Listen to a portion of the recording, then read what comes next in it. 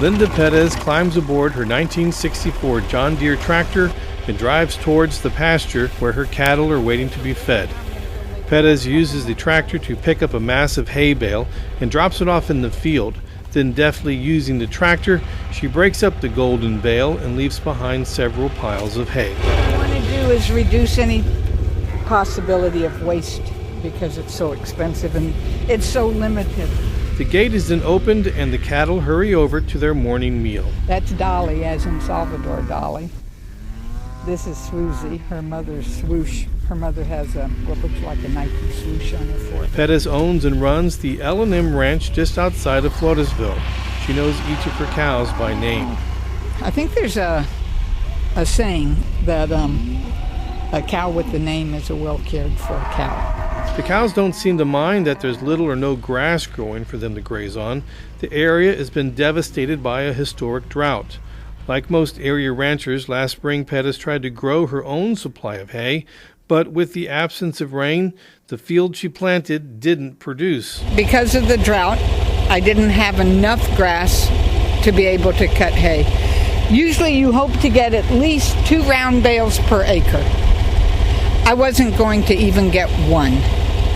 Dave Scott is the president of the Texas and Southwestern Cattle Raisers Association.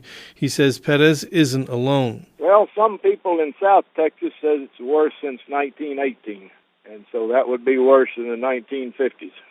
I'm sure in my time it's the worst I've ever seen this. It's estimated that the losses to Texas agriculture due to the drought since November of 2008 amount to $3.6 billion and counting. Almost $1 billion of those losses were in livestock, with the remainder in crops. Those losses are hitting area ranchers during the recession when credit is tight.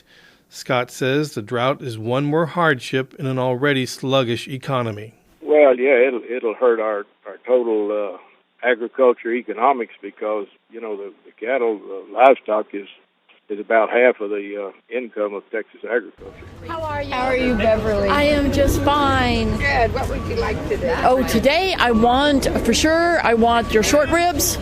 Okay. I love the short That's what ribs. he wants. Yes. Perez has found a niche market to keep her cattle operation running. Every Saturday, you can find her set up at the Pearl Farmers Market, selling her all-natural grass-fed beef. To fajitas, to stew, to and I have steaks. I have New York strip. At least the Pearl Farmers Market customers have been very appreciative, and they come back for more and more. Customers line up to buy the steaks and other cuts. They're willing to pay top dollar for the meat because they believe it's healthier for them and that it's more environmentally friendly than beef from the grocery store freezer. The carbon footprint is about 80 miles total for an animal. It's born and spends all its time on the ranch until the day it becomes beef. Many of the repeat customers, like Beverly Weimer, say they can taste the difference. It just tastes so much better than anything you get at the grocery store. Pales in comparison. They're about half a pound each, just a little under. Excellent. Okay, I'll take that. But what about the other local ranchers who are also having a tough time dealing with the drought? Scott says they are being forced to sell off their herd head by head while they look towards the sky for rain. You know, they start with selling the least productive cows, the older cows, and the cows that are, and then you just work up the line till you finally get to your better cows when you don't have any other choice when you sell those too.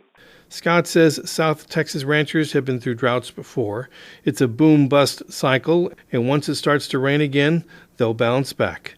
David Martin Davies, Texas Public Radio News.